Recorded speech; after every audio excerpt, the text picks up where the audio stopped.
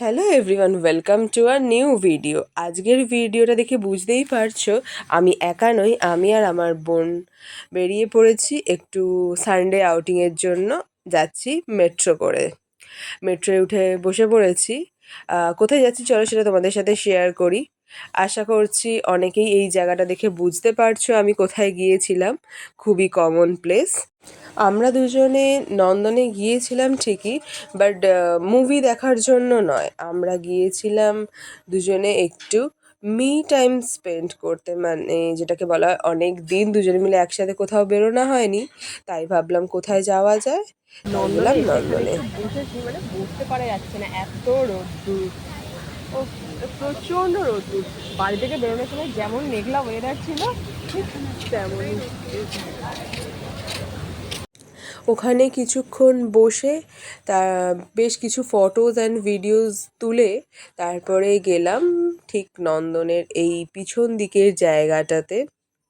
আমরা সবাই জানি কম বেশি যে এই পিছন দিকের জায়গাতে, মানে পিছন দিকটা একটা পুকুর আছে, যার জন্য ওয়েদারটা খুব ভালো লাগে।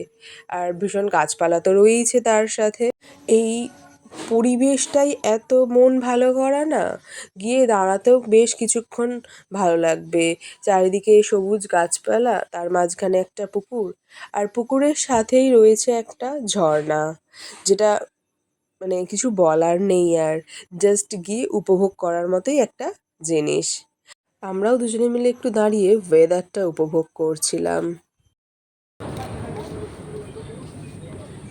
জল টেস্টটা পেয়েছি, তার জন্য তো জলটা খেলেই হয়, কোল্ড ড্রিঙ্কস খাওয়ার কি দরকার আছে?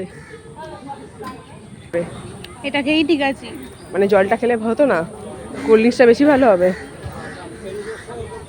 তারপরে নন্দন থেকে বেরিয়ে গেলাম এই অ্যাকাডেমি অফ ফাইন আর্টসে।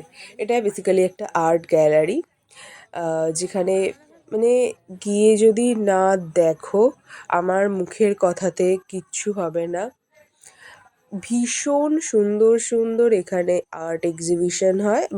সবাই নিজেদের ড্রয়িংগুলোকে ওখানে এক্সিবিশনের জন্য দেয়। মানে প্রত্যেকটা ড্রয়িংই এত প্রমিনেন্ট আর এত সুন্দর, সেটা যতক্ষণ না মানে ফোনের মাধ্যমে দেখে সত্যি বলতে কিচ্ছু বোঝা যাবে না। জাস্ট নিজে গিয়ে দেখলে তারপরে বুঝতে পারবে জিনিসগুলো। বেশ অনেকটা বড় জায়গা নিয়ে এই একাডেমিটা তৈরি হয়েছে। প্রায় অনেক দিন পর দু বোনে মিলে একটা আউটিং এসেছি, তাই তো? এক্স্যাক্টলি অনেক দিন। অনেক অনেক দিন লাস্ট কবে বেরিয়েছি দুজনেরই মনে নেই। এখন এই একটা এরকম সুন্দর শান্ত জায়গাটায় বসে বসে, একটা শান্ত জায়গায় বসে বসে এখন দুজনের মনের প্রাণের গল্প বলছি। জায়গাটাও অত্যন্ত সুন্দর, আর সেই জায়গায় বসে বসে আমরা এখন মনের প্রাণের গল্প করছি। তারপরে ওখান থেকে বেরিয়ে গেলাম এই ফেমাস টি শপটা। এটা ওই নন্দন চত্বরে খুব ফেমাস একটি টি শপ। আর এখানে চাটা খেতে সত্যিই ভীষণ ভালো। চা ছাড়াও এখানে অনেক কিছু পাওয়া যায়। নিলাম 2 কাপ চা, সাথে বিস্কিট, আর নিয়েছিলাম আমার পছন্দের হোয়াইট সস পাস্তা, এবং ওর পছন্দের নিয়েছিলাম চিকেন স্যান্ডউইচ।